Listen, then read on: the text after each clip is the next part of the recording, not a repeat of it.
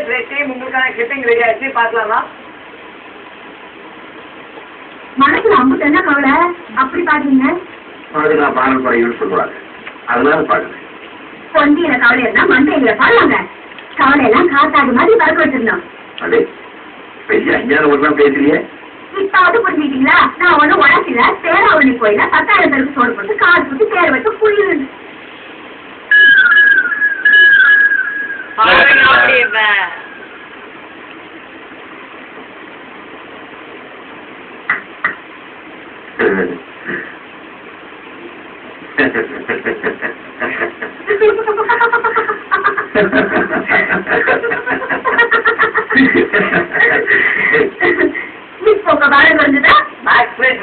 முதல் மரியாதை படத்துல இருந்து சூப்பரான ஒரு சீன். இது நீங்க எப்படி எங்களுக்காக காமெடியா மாத்துறீங்கன்னு தான் பாப்போம்.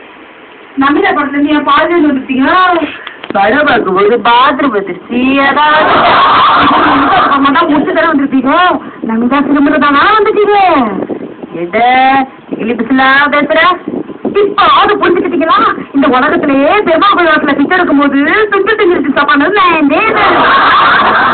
நந்தன நந்தன நந்தன நந்தனா நந்தன நந்தன நந்தன நந்தன. எனக்கு ஏத்த ஜோடி நீராவுல.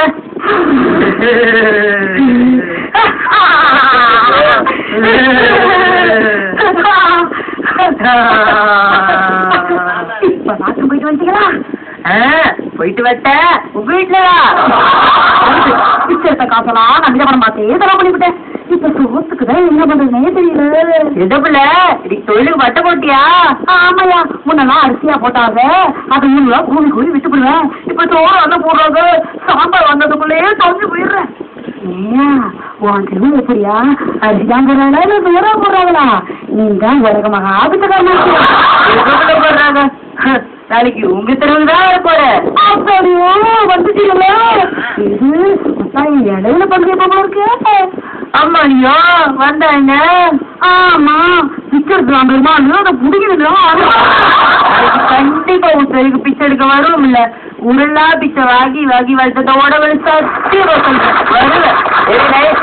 ஏத்த மாதிரி பாட்டு